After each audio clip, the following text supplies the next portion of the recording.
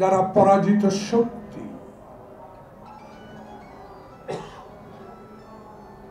আমরা সম্মান করে কথা বলতে জানি, কিন্তু হাটে হাড়ি ভেঙে দেব। অনুগ্রহ করে দেশের চলমান রাজনীতিকে সংকট সৃষ্টি করে নির্বাচনকে বিলম্ব করবেন না।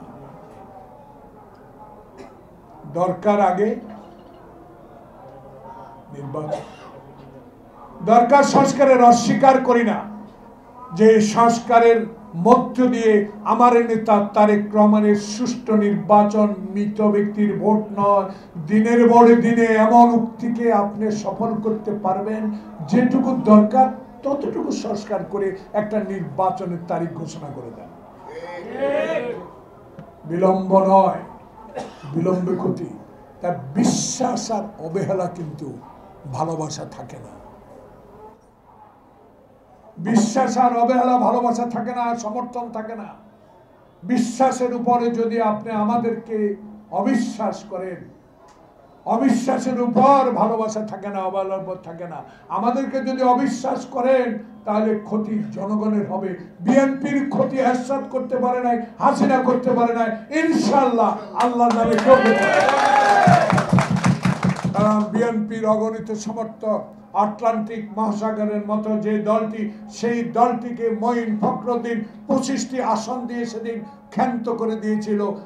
বলেছিল বিএনপিকে আমি নিশ্চিহ্ন করে দিব, পদদলিত করে দিব।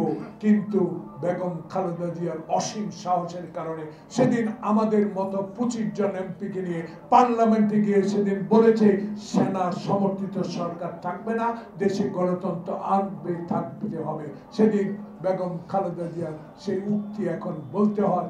সেনাবাহিনীর সাবেক সেনাপ্রধান মঈন ফখরুদ্দিন বহু চেষ্টা করেছিল কিংস পার্টি তৈরি করে বেগম জিয়ার দলকে নিচ্ছিন্ন করে দিবে। তারেক রহমানকে জীবন বাংলাদেশে আর আসতে দেবে না। আল্লাহর কি রহমত, হাসিনা তুমি মোদির ধুতির তলে, আর বেগম খালেদা জিয়া লন্ডনে। এটা হলো আমার নেতা কর্মী আব্দুল সালামের মতো নেতা কর্মীদের যে শক্তি, যে মনোবল, যে সাহস, সেই সাহসের মূল হলো আজকের এই সরকার। তাই সরকারকে আমরা বিনয়ের সহিত অনুরোধ করবো, কান কথা নয়, আবল তাবল কথা নয়। ডেভিল হান্ট করছেন, বড় শয়তান এখনো ধরা হয় নাই। যারা বড় শয়তান 2014 সালে যদি এই বড় শয়তানের নির্বাচনে কেউ কেউ অংশগ্রহণ না করতেন, শেখ হাসিনা সেদিনে বিদায় নিত। তাহলে 2014, 2018 আমরা নির্বাচনে গিয়েছিলাম, বিশ্বাস করছিলাম, চা বিস্কুট খেয়ে আপনাকে বিশ্বাস করেছিলাম। সে বিশ্বাসের ঘরে আপনি আগুন দিয়ে দিয়েছেন। সেই বিশ্বাসের ঘরে আপনি আগুন দিয়েছেন। আমাদের বিশ্বাসকে আপনি অবিশ্বাস করে সেদিন দিনের ভোট রাতে করে আমাদেরকে বেইজ্জতি করেছিলেন। আল্লাহ তো আছে, সেই বেইজ্জত আপনি হচ্ছেন।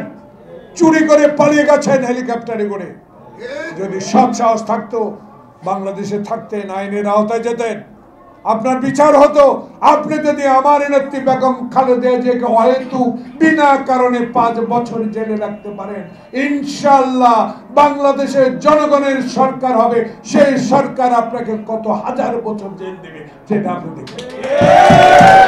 কারণ আপনি তো চোর, ডাকাত, আপনি তো গণতন্ত্র হত্যাকারী। আপনার বাপ যেমন 1 মিনিটে গণতন্ত্রকে গলা টিপে জাতীয় সংসদে এক দল কায়েম করে সকল পত্রিকা বন্ধ করে দিয়েছিলেন, আপনিও চেয়েছিলেন 1000 বছর আওয়ামী লীগ ক্ষমতায় থাকবে।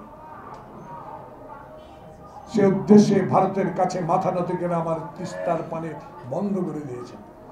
যখন দেশে বন্যা হয়, তিস্তার পানি যখন ছেড়ে দেয়, তখন শেখ হাসিনা দিল্লিতে গজল শুনে।